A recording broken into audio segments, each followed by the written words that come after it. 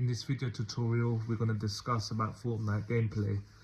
By the way, welcome to FIXtastic Contents. So you've changed settings and you're still getting problems with Fortnite gameplay. It's laggy.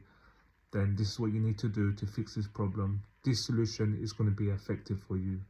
Hi guys, if Fortnite is extremely laggy, I've got a solution to fix this problem, make gameplay very smooth. On Epic Game Launcher, where the three dots are, click onto that. You will see options.